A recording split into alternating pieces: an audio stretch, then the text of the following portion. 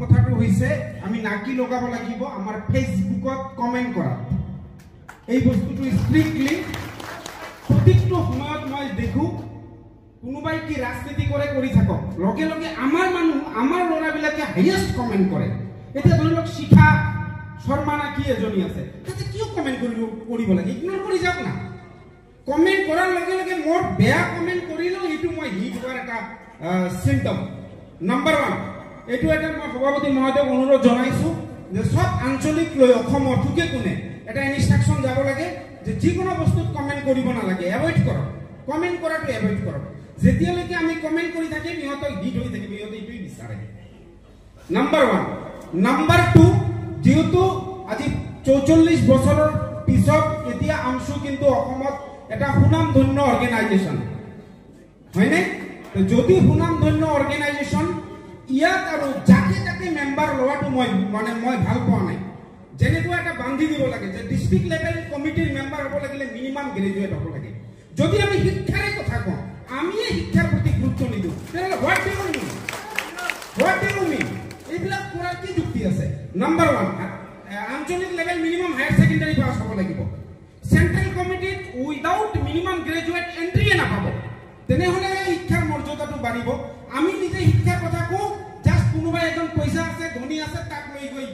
central কমিটিৰ member বনাই দিছো তেনেহলে আমি কি দেখুৱালো প্ৰফেট মুহাম্মদ সাল্লাল্লাহু আলাইহি ওয়াসাল্লামে কৈছে উপদেশতকৈ আৰিয়ে ভাল যদি শিক্ষাৰ কথা কয় তে প্ৰথমে নিজক চেঞ্জ কৰক তাৰ পিছত বাকি সিস্টেমটো লৈ যাওক এই দুটা মোৰ মেইনলি পইণ্ট থাৰ্ড পইণ্ট এটা কৈছো মই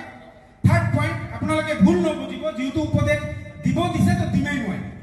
থাৰ্ড পইণ্টটো হৈছে কিছুমান আছে এই সংগঠনত দোষ কৰে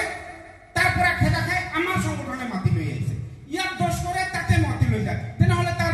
দোষ শুধৰোৱাৰ টাইম কোনটো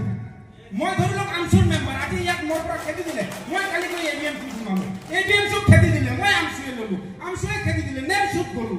তেনেহলে মই তাৰমানে চৰি থাকিম তার মানে কি মই সব করে থাকি হয় না নহয় তো এইখিনি অলপ সভাপতি মহোদয় এইবিলাক সংবিধান এমেন্ডমেন্ট কৰি এই বস্তুবিলাক যদি পাৰে ঘুমাব বয়সটো আমসুৰ 42 বুলি শুনিছো ইয়াক মই ক'ব লগা নাই সদৌ শেষত আমসুৰ হৈ সকলোকে এটা শায়ৰীৰে মই শেষ কৰিম